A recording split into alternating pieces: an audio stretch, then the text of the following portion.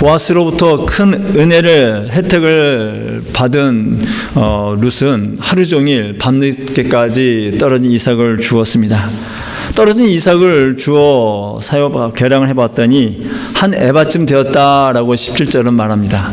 한 에바쯤이라는 말은요, 약 21리터, 약 6갤런 정도 되는 것으로서 룻과 나오미가 5일에서 7일 정도 먹을 수 있는 풍족한 양입니다.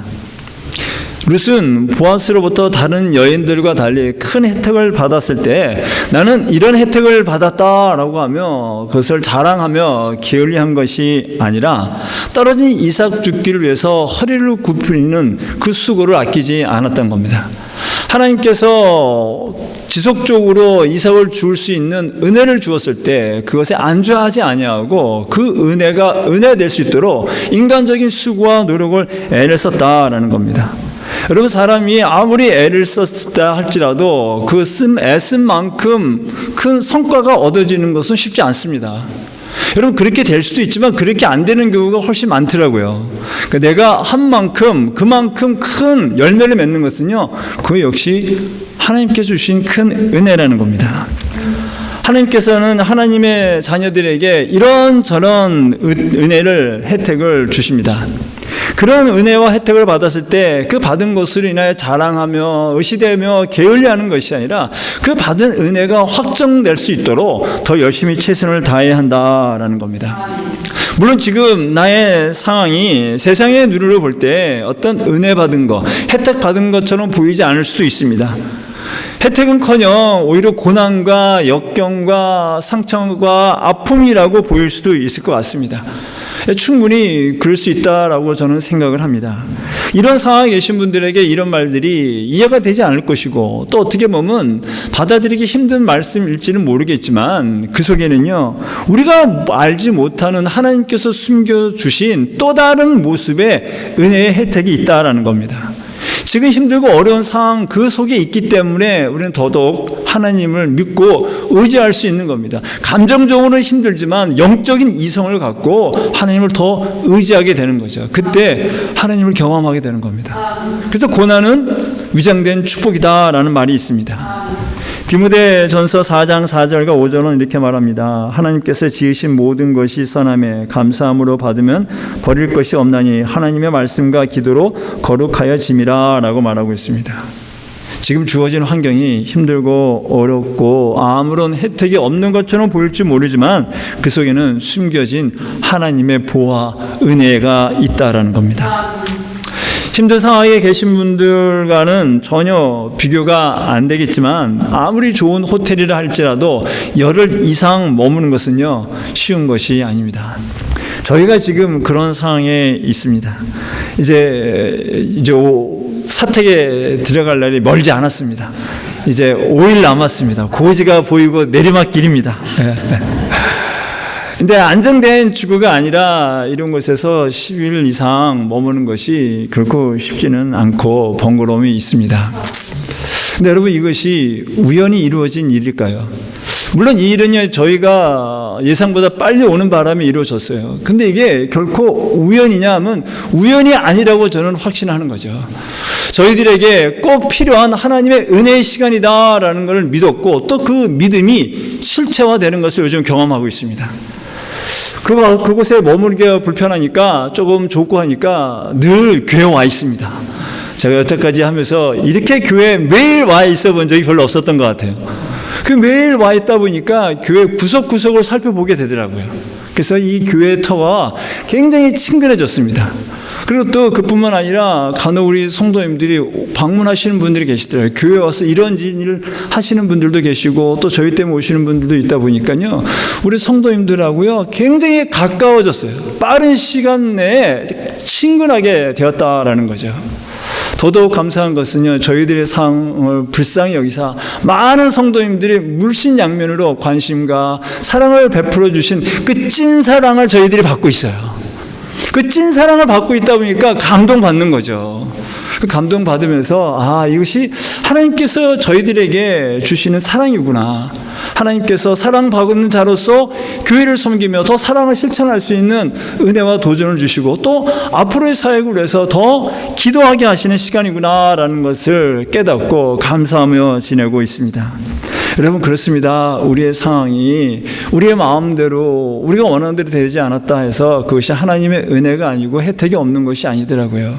그곳에는 숨겨진 하나님의 보화가 있다는 거예요. 세상의 눈이 아니라 하나님 눈으로 볼 때 그것을 깨닫게 되고 그 깨달을 때 감사가 넘치게 되는 겁니다. 지금 광고 시간에도 말씀드렸지만 여러분, 이번 주 다음 주가 추수감사 주일입니다. 지난 한 해를 되돌아볼 때 내가 무슨 혜택을 받았나, 무슨 은혜를 받았나 라고 생각하실지 모르겠어요. 그러나 여러분, 그 안에는요 숨겨진 하나님의 은혜가 있는 거예요. 이번 한 주간 한 해를 뒤돌아보면서 내가 정말 깨닫지 못한 하나님의 은혜가 뭐였나. 여러분, 건강하게 지금까지 있는 그 자체도 은혜 아닙니까? 은혜입니다, 여러분. 그래서 이번 주에는요 다른 그 어떤 때보다 더 감사가 깨닫고 감사드리는 한 주간이 되어지기를 축복합니다. 근데 저는 이렇게 보아스가 룻에게 은혜를 베푼, 혜택을 베푼 것을 보면서 한 가지 의문이 생겼습니다.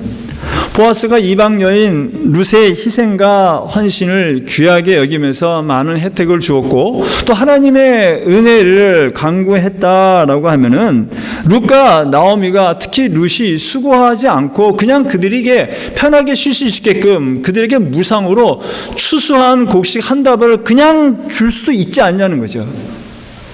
여러분, 이 보아스에게는요 이 추수 한 다발이 그렇게 큰 재산이 되지 않아요. 없어도 상관없는 정도입니다.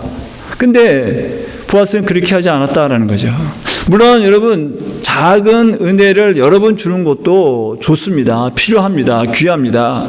근데 여러분, 그 작은 것을 다 품을 수 있는 큰 거 한 방, 큰 거 한 방 주면요 더 멋있고 더 폼나지 않겠습니까? 근데 보아스는 그렇게 하지 않았다는 거죠. 그럼 도대체 왜 그렇게 하지 않았냐는 거죠. 보아스가 구두쇠라서 그랬을까요? 물질이 아까워서 그랬을까요? 보아스가 은혜를 받았지만 1% 모자란 은혜를 받았을까요?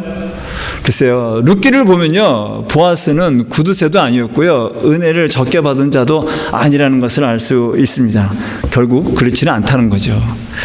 하나님을 잘 모르시는 분들 중에는요 하나님께서 전능하신 분이라면 세상에 왜 이렇게 악한 자들이 많고 왜 불쌍한 자들이 그렇게 고난받고 핍박받느냐, 왜 악한 일이 생기느냐라고 질문합니다.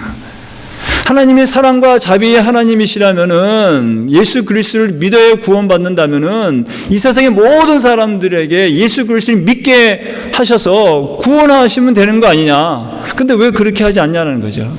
그렇게 하지 않는 이유가 하나님께서 전능하신 분이 아니기 때문에, 능력이 없는 분이라는 증거가 아니냐라고 말하시는 분도 간혹 있기도 합니다. 여러분, 하나님께서는 사랑과 자비가 풍성하신 분이 많습니다. 전능하신 분임에 틀림없습니다. 그래서 모든 일을 다 하실 수 있습니다. 그러나 모든 일을 다 하실 수 있다고 모든 일들을 다 하시는 것은 아니라는 거예요. 전능하신 분이기 때문에 하실 수도 있고 안 할 수도 있는 거예요. 그건요 전적으로 하나님의 능력이고 하나님의 주권이라는 겁니다.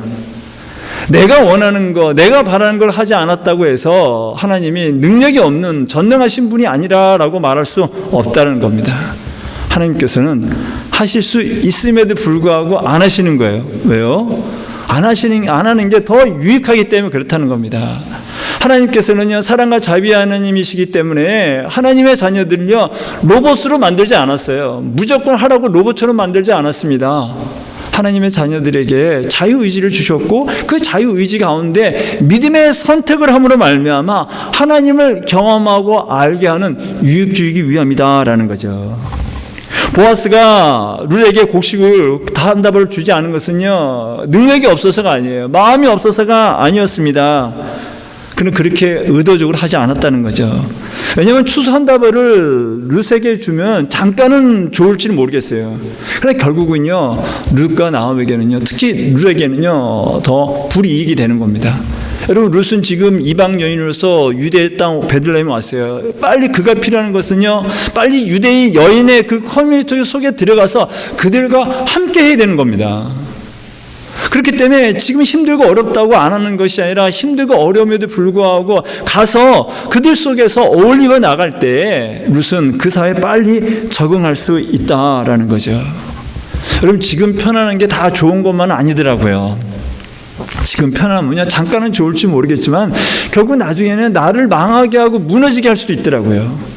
근데 반대로 지금 힘들고 어려운 것이 힘들지만, 이것이 힘들지만 나중에는 나에게 유익이 되는 경우가 많더라고요. 여러분, 올림픽 경기에 출전하는 선수들에게서 가장 중요한 것은요, 체중 조절입니다. 그리고 지속적으로 혹독한 훈련을 반복적으로 하는 거예요. 근데 이 선수가 먹고 싶은 게 너무 있어요. 치킨이 너무 먹고 싶다고 그것을 절제하지 않냐고 무작정 먹는다면, 반복된 훈련이 힘들다고 어렵다고 쉰다면, 여러분, 그 선수가 어떻게 올림픽 경기에 나가서 좋은 성적을 거둘 수 있겠습니까? 여러분, 지금 힘들어도 그것을 견디고 나갈 때 더 유익하다라는 거예요. 하나님께서 우리가 원하는 것을 주지 않는 이유는요, 우리를 미워서가 아니고요, 하나님이 능력이 없어서가 아니라 오히려 우리를 사랑하기 때문인 거예요. 우리에게 그 시간이 필요하기 때문에 안 주신 것이라는 거예요. 기다리게 하시는 거예요. 그리고 하나님의 때에 주는 겁니다. 여러분, 우리가 원하는 대로 얻는다고 다 좋은 것만 아니더라고요. 물질적인 풍요가 다 좋은 것만 아니더라고요. 오히려 그런 것들이 우리를 교만하게 만들고 하나님을 떠나게 하는 또 다른 식으로 열매를 맺을 수도 있더라고요. 그래서 하나님께서 이렇게 말씀하셨습니다. 이스라엘 백성들을 향한 말입니다. 신명기 8장 12절에서부터 14절입니다. 또 네 소와 양이 번성하며 네 은금이 증식되며 네 소유가 다 풍부하게 될 때에 네 마음이 교만하여 내 하나님 여호와를 잊어버릴까 염려하노라 라고 말씀하고 있습니다. 이스라엘 백성들이 그랬어요. 출애굽할 때도 그랬고요, 사사시대도 그랬습니다. 여러분, 사사시대에 이스라엘 백성들을 하나님을 믿었어요. 그래서 하나님을 믿어서 하나님께서 풍요한 물질을 주셨습니다. 그때 그들이 어떻게 했습니까? 그 물질이 하나님으로부터 왔음에도 불구하고 우상으로부터 온 줄 알고 우상을 섬기잖아요. 그 하나님께서 그들을 또 심판하죠. 그 심판하면 그들은 어떻습니까? 또 회개하죠. 회개하면 또 우리의 사랑의 하나님께서는 그들에게 물질의 풍요를 줘요. 그러면 그들은 또 그렇게 되어진다라는 거죠. 여러분, 물질이 하나님의 축복 중에 하나이긴 맞습니다. 그러나 그것만이 아니고, 물질이요, 여러분, 많다고 다 좋은 건 아니에요. 물질은요, 많으면 좋지만 그걸 어떤 마음을 갖고 어떻게 쓰느냐가 더 중요하다라는 거죠. 그래서 보아스는 룻에게 새로운 도전을 주기 위해서 줄 수 있음에도 불구하고 주지 않았다는 거죠. 또 보아스는요, 자신의 생각보다 하나님의 말씀으로 우선으로 삼고 따랐던 겁니다. 하나님께서 레위기 19장과 신명기 24장을 통하여 추수할 때 가나안 과부나 지나가는 객들이 그 떨어진 이삭을 주우할 때 그들에게 무상으로 주라고 하지 않았어요. 그들을 위하여 남겨두라고 했다는 겁니다, 여러분. 보아스는 룻이 불쌍하고 룻에게 그 많은 것들을 주고자 하는 마음이 있었을 겁니다. 그 동정심이 있었을 것입니다. 근데 그런 마음보다 더 중요한 것은 하나님의 말씀을 더 중요하게 여겼다라는 거예요. 내가 하고 싶은 대로 한 것이 아니라 내가 하고 싶은 걸 절제하는 가운데 하나님의 말씀을 따랐다라는 겁니다. 여러분, 예수님께서 겟세마네 동산에서 잡혀가실 때 베드로는 하나님의 뜻이 아닌 자기의 생각, 자기의 의, 자기의 뜻을 갖고서 칼로 예수님을 잡으려는 대제사장의 종의 귀를 잘랐습니다. 베드로는 예수님이 능력이 없어서 무기력하게 잡혀가는 걸로 보았던 것이죠. 그런 베드로를 향하여 예수님이 이렇게 말씀하셨습니다. 마태복음 26장 53절에서 54절입니다. 너는 내가 내 아버지께 구하여 지금 12군단 더 되는 천사를 보내시게 할 없는 줄로 아느냐? 내가 만일 그렇게 하면 이런 일이 있으리라 한 성경이 어떻게 이루어지겠느냐 하시더라 라고 말씀하시는 거예요. 무슨 말씀이에요? 하실 수 있지만 하지 않으신다는 거예요. 왜요? 하나님의 뜻을 이루기 위해요. 하나님의 말씀을 먼저 생각하셨기 때문에 하실 수 있음에도 불구하고 하지 않으셨다라는 겁니다.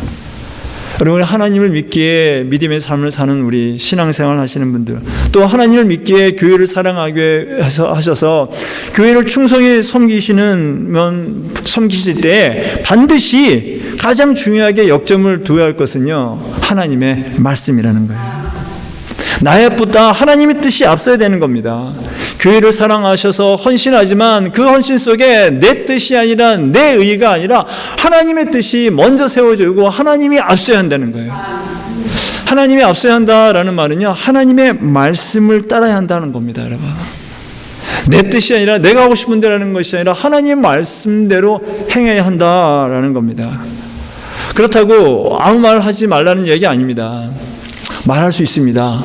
해야 할 말은 하셔야 됩니다. 근데 그것을 너무 고집부리지 말자는 거예요. 그래서 하나님께서는 파수꾼의 비유를 들어 이렇게 말씀하십니다. 에스겔 33장 7절에서 9절입니다. 인자야, 내가 너를 이스라엘 족속의 파수꾼으로 삼음이 이와 같으니라. 그런즉 너는 내 입의 말을 듣고 나를 대신하여 그들에게 경고할지어다. 가령 내가 악인에게 이르기를 악인아 너는 반드시 죽으리라 하였다 하자 네가 그 악인에게 말로 경고하여 그의 길에서 떠나게 하지 아니하면 그 악인은 자기 죄악으로 말미암아 죽으려니와 내가 그의 피를 내 손에서 찾으리라. 내가 악인에게도 내 말을 전하지 않아서 그들이 회개하지 아니하고 죽으면은 파수꾼에게 그 죄값을 물으신다는 거예요. 근데 반대로 또 이렇게 말합니다. 그러나 너가 악인에게 경고하여 돌이켜 그의 길에서 떠나라 하되 그가 돌이켜 그의 길에서 떠나지 아니하면 그는 자기 죄악으로 말미암아 죽으려니와 너는 네 생명을 보존하리라. 악인에게 말했을 때 그 악인이 말했는데 악인이 듣지 않으면 그 파수꾼의 책임이 없다는 거예요. 뭐예요? 악인에게도 해야 할 말은 해야 한다는 거죠. 우리는 하나님이 일할 때 해야 할 말, 필요한 말은 할 수 있습니다. 해야 합니다. 근데 그럴 때 너무 고집 부리지 말자는 얘기죠. 너무 우기지 말자는 거죠. 꼭 강조하지 말자는 거죠. 몇 번 얘기해도 안 되면요, 포기하면 돼요. 내려놓으면 돼요. 근데 만약 그 일이 하나님께서 계획하시는 일이라면 하나님께서 하신단 말이에요. 내가 하지 않아도, 내가 하지 않고 내가 포기해도 하나님의 일은 하나님이 하시는 거예요. 근데 하나님의 일이 아니라 내가 자꾸 막 하고자 하면 어떻게 돼요? 하나님은 안 하신다는 거죠. 그래서 우리가 믿음 생활할 때, 신앙 생활할 때, 교회 생활할 때, 사랑 실천할 때, 사역을 감당할 때 늘 하나님의 뜻이 앞서야 한다는 겁니다. 룻은 그것을 실천했다는 겁니다. 보아스는 그것을 실천했다는 겁니다. 룻은 주은 이삭만 가져온 것이 아니라 보아스와 함께 식사하며 먹었던 남았던 음식까지 가져왔어요. 룻이 보아스와 만난 음식을 먹으면서 자기만 생각했겠습니까? 시어머니 나오미도 생각했겠죠. 그래서 물론 성경에는 먹다 남은 것이라고 했겠지만 그것이 먹다 침을 다 그런 거겠어요. 다 챙겨서 어머니를 위해서 갖고 온 거죠. 그래서 18절은 이렇게 말합니다. 그것을 가지고 성읍에 들어가서 시어머니에게 그 주운 것을 보이고 그가 배불리 먹고 남긴 것을 내어 시어머니에게 드리매라고 말하고 있습니다. 여러분, 음식은 뭐라고 하죠? 음식은 사랑이라고 합니다. 그러니까 사랑하는 자녀들에게 맛있는 거 많이 챙겨주시잖아요. 사랑하는 남편에게 맛있는 걸 챙겨주시고 사랑하는 아내에게 맛있는 것을 챙겨주시지 않습니까? 음식은 사랑이에요. 네. 제가 이 지역에 사역하시는 목사님들을 몇 분 압니다. 왜냐하면 제가 섬겼던 그 교단과 같은 교단이기 때문에 또 같은 노예였기 때문에 아는데 그분들 제가 이곳에 왔을 때 만나서 교제하는데 그분들이 이런 말씀하시더라고요. 우리 영락교회는 음식 대접을 잘한다라고 칭찬하시더라고요. 음식 잘한다고, 대접 잘한다고 칭찬하시더라고요. 그리고 우리 성도님들이 그러시더라고요. 우리 교회는 잘 먹습니다. 그러시더라고요. 근데 정말 제가 와서 이제 3주째 되는데 잘 드시더라고요. 맛있는 음식 잘 해 드시더라고요. 오늘 애찬이 뭔지 아세요? 오늘 육개장이더라고요. 아마 여기 계신 분들은 다 드셔보셨다고 저는 알고 있습니다. 맛있더라고요, 여러분. LA에서 먹는 거, 그 어떤 거 비교할 수 없어요. 맛있더라고요. 근데 이 애찬을 준비하기 위해서 어제부터 준비하시더라고요. 근데 비단 오늘 애찬 준비하신 분만 그런 게 아니더라고요. 애찬조가 계신데 다 토요일부터 제가 지금까지 와서 보니까 토요일날 오후에 오셔가지고 다 준비를 하시더라고요. 주일 아침에 일찍 오셔가지고 다 준비하시더라고요. 그 준비하는 게 쉽습니까, 여러분? 희생과 헌신 있죠. 근데 왜 하겠어요? 하나님 주신 사랑 때문에 하는 거 아니겠습니까, 여러분? 교회를 사랑하고 성도님들을 향한 그 사랑 때문에 하는 거 아니에요? 저는 좀 아까 얘기 들었는데 육개장 말고 또 다른 게 또 있대요. 근데 그거는 매운 걸 못 드시는 분들을 위한 거라고 그러더라고요. 그 말씀 듣고 감동받았어요, 여러분. 여러분, 그 왜 그래요? 그게 사랑 아닙니까, 여러분? 여러분, 우리 영락교회에 이런 음식 사랑이 끊이지 않기 바랍니다. 계속해서 음식 사랑이 넘쳐나길 바랍니다. 우리 영락교회가 정말 더 음식 공동체, 사랑 공동체가 되기를 축원합니다. 룻은 이렇게 은혜 받을 것에 대한 기대만 갖고 빈손으로 나갔어요. 그렇죠? 빈손으로 나갔어요. 근데 들어올 때 어떻게 들어왔어요? 많은 곡식과 당장 먹을 수 있는 음식까지 갖고 오면 풍부하게 들어왔다라는 겁니다. 여러분, 하나님을 만나기 위해 예배를 오실 때, 하나님의 사역에 감당할 때 하나님께서 함께 하시고 은혜 주실 것이나 라는 기대감을 갖고 오셔야 돼요. 근데 그 기대감만 갖고 있는 것이 아니라 반대로 비우고 와야 돼요. 우리의 근심 걱정, 우리의 염려, 우리의 죄된 것들을 다 비우고 들어와야지. 그래야지 하나님 은혜 채워주지 않습니까, 여러분? 그래서 우리는 예배 드리기 전에 항상 비우는 기도를 해야 돼요. 찬양 가운데, 기도 가운데 비우는 기도를 해야 합니다. 오늘 이 예배 가운데 여러분이 하나님의 음성을 듣고자 하고 은혜 받을 것은 기대감 갖고 왔을 때 하나님께서 우리로 하여금 놀라운 성령님의 은혜 가운데 만남으로 풍부한 은혜 받는 예배 되어지기를 축원합니다. 오늘 돌아가실 때 하나님께서 풍부하게 주신 은혜 갖고 가시기 바랍니다. 그 은혜로 한 주일을 기쁨으로 감사함으로 살기를 축원합니다. 나오면은 이렇게 룻이 갖고 온 곡식의 양과 당장 먹을 수 있는 그 음식을 보고 놀라지 않을 수 없어요. 왜 안 그러겠습니까? 이삭 주기를 한 번도 해보지 않은 그 이방 여인 룻이 밖에 나가서 이삭을 준다고 했는데 어떤 걸 기대했겠습니까? 빈손으로 오지 않으면 다행이다라고 생각했을 것입니다. 그런데 그런 기대와는 달리 많은 양을 갖고 온 거예요.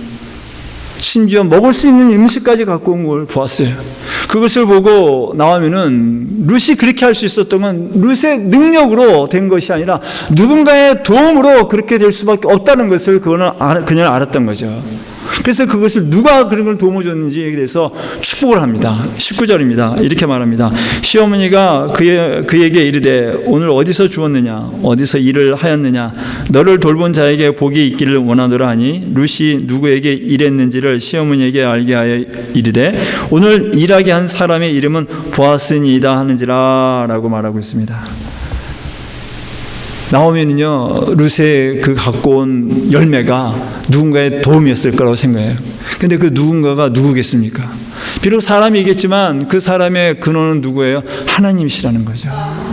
은혜의 근원은 하나님이에요. 물론 은혜가 사람을 통해 전달되지만 은혜의 출발점은 하나님이시라는 거죠. 저와 여러분이 예수 그리스도를 믿어 구원에 받은 은혜, 우리가 지금 이곳에서 함께 사랑 공동체에서 예배드리는 모든 것들이 다 하나님의 은혜인 줄로 믿습니다. 그 은혜를 베푸시기 위해서 절대적인 도움을 주신 예수 그리스도에 대해서 우리는 늘 감사와 기쁨으로 영광을 올려드려야 할 줄로 믿습니다.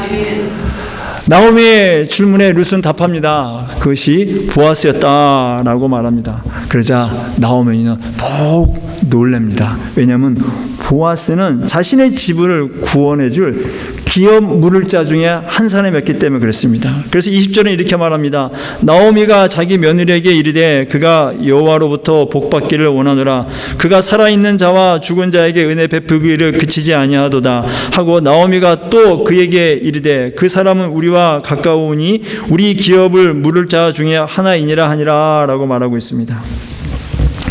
여기서 기업 물을 자의 히브리어는 꼬엘이라고 하는데 이것이 발전되어 고엘이라는 제도가 됩니다.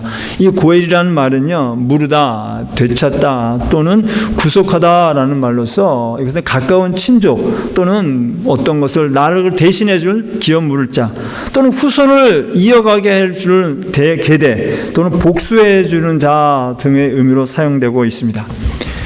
당시 유대 사회에서는요, 고엘이라는 제도에 따라 세 가지 어려운 일을 당한 사람의 경우 그 사람과 가까운 친척이 그 사람을 도와주어야 할 책임과 의무가 있었습니다. 첫 번째는요, 가난하여 땅을 팔았을 경우 그 땅값을 대신하여 땅을 다시 되찾게 하는 겁니다. 그 또는 빚 때문에 자기 자녀를 팔았을 경우에 다시 자녀를 사오므로 말미암아 자유케 하는 겁니다. 이런 법을 기업물법이라고 합니다. 두 번째는 형이 아들이 없이 죽었을 때 그 동생들이 그 형의 후손을 잇게 하게 하는 것입니다. 근데 형제가 없으면요, 또 가까운 친척이 그 일을 하게 했습니다. 이것을 계대 혼인법이라고 합니다. 세 번째는 사람이 피살되었을 때에 그 피살자의 가장 가까운 친족이 살인자를 죽이게 함으로 원수를 갖게 하는 동해 보복법이라고 있었습니다. 이런 고엘 제도를 시행하기 위해서는요, 나름대로 조건이 있어야 됐습니다. 먼저는요, 이것이 혈연적으로 가장 가까운 사람이 이행해야 되지만 그 사람이 거부하면요, 다른 가까운 친척이 할 수도 있었어요. 그리고 자기가 자원을 해야 돼요. 인정을 하고 받아들여야지 제가 거부하면 안 해도 되는 겁니다. 그리고 마지막은요, 능력이 있어야 돼요. 그 모든 것을 행할 수 있는 어떤 경제적인 능력이 있어야지 이것을 할 수 있었다라는 겁니다. 결국 기업물자는요, 무너진 개인과 가정을요 회복시켜주는 은혜 베풀 자라는 겁니다. 실패하고 낙심한 자들을 다시 회복시키며 승리하게끔 소망을 주는 은혜 베푸는 자가 기업물자다라는 겁니다. 나오미는 룻이 우연히 만난 보아스가 바로 자신과 자기의 가족과 자기의 며느리를 회복시켜 주실 그 은혜 베푸는 기업물자 중에 한 사람이라는 것을 알았던 겁니다. 그래서 나오미는 살아있는 자와 죽은 자의 은혜 베풀기를 그치지 아니한다라고 얘기하며 보아스를 평가했던 겁니다. 여러분, 무너진 가정과 개인의 삶을 다시 회복시켜주는 이 보아스의 모습은요, 그 죄로 인하여 영원히 무너질 수밖에 없고 어둠 속에 살 수밖에 없는 저와 여러분들을 다시 하나님의 나라로 회복시켜 주시는 그 예수님을 보여주시는 거예요. 그렇기 때문에 룻은요, 단순히 어떤 한 이방 여인과 유대 한 남자의 결혼의 사랑의 이야기만이 아니라 바로 하나님의 구속사의 이야기라는 겁니다. 죄인들을 구원시키는 하나님의 이야기라는 거예요. 그 구원을 누굴 통해서 합니까? 바로 예수 그리스도를 통해서 한다는 거예요. 그래서 하나님께서 예수 그리스도를 이 땅에 보내셨고 우리를 하여금 우연을 가장한 필연으로 예수 그리스도를 만나 하나님의 자녀로 회복시켜 주셨다는 겁니다. 여러분이 지금까지 어떤 삶을 사셨는지, 또 우리 영락교회가 지금까지 어떤 역사를 갖고 왔는지 저는 자세히 모릅니다. 이런 저런 사정들이 있으셨을 것입니다. 기쁘고 즐거운 일도 분명히 있으셨을 것입니다. 감사하고 하나님의 임재를 경험한 일도 분명히 있으셨을 것입니다. 또 반대로 상처도 있으셨을 거예요. 아픔도 있으셨을 것입니다. 애통함도 있으셨을 것이에요. 억울함도 있으셨을 것이에요. 그럼에도 불구하고 여러분들이 지금 그리스도 안에서 믿음을 갖고 우리 영락교회에 있는다는 그 자체는 여러분들이 영원한 기업물자 은혜 베푸시는 예수 그리스도를 만났고 그 만남의 관계를 유지하고 있다는 증거입니다, 여러분. 그렇기 때문에 이제는요, 여러분, 우리가 회복입니다. 이전의 삶이, 과거의 삶이 우리가 어떠했던 간에 이제는 그것을 잃어버리고 내려놓고 나가야 되는 거예요. 물론 이전에 대한 우리의 심사숙고한 우리 평가는 있어야 됩니다. 여러분, 과거에 대한 것을 우리가 하나님께 고백하고 자백하며 그거에 대해서 자숙하는 단계는 필요합니다. 근데 그것에 질질 끌 필요는 없어요, 여러분. 이제는 벗어나야 돼요. 끊어놔야 돼요. 회복으로 나가야 됩니다. 하나님께서 새롭게 하실 회복을 바라보면서, 소망을 바라보면서 앞으로 전진해야 한다는 거죠. 그래서 룻기는요, 우리에게 회복의 이야기와 소망의 이야기라는 겁니다. 우리 사랑하는 영락의 모든 성도님들, 우리 교회가 정말 이 회복에 정말 은혜 베푸시는 기업물을 예수 그리스도를 만남으로 말미암아 이제 완전히 회복된 자로서 새롭게 나아가는 참 소망 가진 공동체 되어지기를 간절히 축원합니다. 이러한 이야기를 들은 룻은 보아스가 다른 곳으로 가지 말고 추수가 끝날 때까지 자기 밭에 있으라고 말했다는 것을 이야기합니다. 그래서 21절은 이렇게 말합니다. 모압 여인 룻이 이르되 그가 내게 또 이르기를 내 추수를 다 마치기까지 너는 내 소년들에게 가까이 있으라 하더이다 하니 라고 말하고 있습니다. 룻기를 시작하는 1장 22절을 보시면요, 나오미와 룻이 베들레헴에 올 때 보리 추수가 시작되었다라고도 이야기합니다. 근데 이때는요, 보통 늦은 봄 4월이나 5월 정도에 보리 추수를 시작합니다. 그리고 보리 추수가 끝나고 한두 달 지난 6월부터 시작해서 7월 정도에 밀 추수가 끝납니다. 그렇기 때문에 추수가 시작해서 끝나는 것은요, 4월부터 약 7월 정도, 약 3, 4개월 정도라는 거죠. 보아스는 룻이 떨어진 이삭을 보리를 줍기 위해서 이것저것 배회할 걸 알고 보아스는 룻에게 추수할 때 다른 곳에 가지 말고 자기 밭에 머물서 그곳에서 추수하라는 거죠. 여러분, 룻이 보아스를 통해 주신 은혜를 받기 위해서는요, 보아스 밭에 있어야만 해요. 다른 데 가서는요, 그 받을 은혜를 받을 수가 없는 겁니다. 여러분, 그렇듯이 우리가 생명의 영원한 양식을 받기 위해서는요, 보아스로 상징되는 예수 그리스도 안에 있어야 돼요. 포도나무가 걸려 있어야지만이, 그래야지만 열매를 맺을 수 있듯이 영생을 얻기 위해서, 영원한 생명을 얻고 하나님이 우리에게 주는 영원한 생명의 양식을 얻기 위해서는 그리스도 안에 있어야 된다는 거죠. 그리스도 안에 있지 않으면 안 되는 겁니다. 그리스도 안에 있음에도 불구하고 다른 데 가서 또 다른 영적인 것을 찾고자 헤매봤자 소용없어요, 여러분. 오히려 가진 거 다 빼앗길 수밖에 없습니다, 여러분. 그래서 그리스도 안에 있어야 되는 거예요. 특별히 오늘 보아스가 말하는 것은 뭡니까? 자기 소년들과 얘기하고 뭐 자기 소녀라고 얘기하죠. 여러분, 이게 뭐겠어요? 바로 보아스의 밭을 얘기하는 거예요. 이 밭은 뭐예요? 바로 보아스의 가정 공동체를 얘기하는 겁니다. 함께 있으라는 거예요. 이곳이 어딜까요? 예, 이것은 지금 바로 그리스도께서 핏값으로 세우고 머리 대신 교회 공동체라는 겁니다. 그 교회 공동체 안에서 그리스도의 중심으로 그리스도와 함께 할 때 하나님께서 주시는 영원한 영의 양식을 먹고 우리는 은혜 받는 자의 삶을 살 수 있다는 겁니다. 여러분, 비바람이 폭풍이 온다 할지라도 집 안에 있으면 안전하잖아요. 그렇듯이 여러분, 우리가 신앙생활 하면서 이런저런 일을 할 때, 힘들고 어려울 때 교회 공동체에 있어야 됩니다. 물론 교회 공동체가 이런저런 일로 인하여 가슴 아프기도 해요. 상처받기도 하고요. 아픔도 있습니다. 여러분, 이 세상에 이런 아픔이 없는 교회가 어디 있겠어요? 여러분, 은혜롭고 성숙한 교회는요, 아무런 문제가 없는 교회가 아닙니다. 문제가 있지만 이 문제를 어떻게 해결하느냐가 문제예요. 문제가 있지만 이 문제를 하나님 말씀으로 은혜롭게 기도하며 잘 해결하는 교회가 은혜 공동체고 성숙한 공동체라는 거예요. 우리 영락교회가 그런 공동체가 되어지기를 축원합니다. 여러분, 이런 교회에 떠나서는 안 돼요. 이런저런 상처가 있고 힘들더라도 그 안에 버텨야 돼요. 견디셔야 돼요. 말씀 붙잡고 기도하면서 견뎌야 돼요. 그럴 때 하나님께서 놀라운 은혜해 주시는 겁니다. 정말 간절히 바라고 소망합니다. 우리 영락교회가 정말 하나님의 영의 양식 받는 그런 예배 공동체, 사랑 충만히 받고 베풀고 풍성하게 열매 맺는 그런 사랑 공동체 되어지기를 다시 한번 축원합니다. 룻으로부터 보아스의 배려의 말을 들은 나오미는요, 다른 데로 가지 말고 계속 보아스 밭에 있으라라고 얘기합니다. 22절입니다. 이렇게 말합니다. 나오미가 며느리 룻에게 이르되 내 딸아 너는 그의 소녀들과 함께 나가고 다른 밭에서 사람을 만나지 아니하는 것이 좋으니라 하는지라 라고 말합니다. 그러자 룻이 뭐라고 얘기합니까? 그러겠다고 말합니다. 23절입니다. 이에 룻이 보아스의 소녀들에게 가까이 있어서 보리 추수와 밀 추수를 마치기까지 이삭을 주우며 그의 시어머니와 함께 거주하니라 라고 말하고 있습니다. 여러분, 룻은요, 그 시어머니의 말에 절대 순종했습니다. 자기 혼자 독단적으로 하지 않았습니다. 처음부터 그랬어요. 처음 이삭을 주우러 나갈 때 스스로 한 게 아니잖아요. 먼저 나오미에게 물어봤잖아요. 나오미가 물어봤을 때 나오미가 나가라 라고 했어요. 그 나갔어요. 오늘 본문에도 보아스가 말했지만 또 시어머니 나오미가 그 밭에 있으라 라고 했기 때문에 그랬습니다. 또 3장을 보면요, 이 룻은요, 나오미가 이상한 주문을 합니다.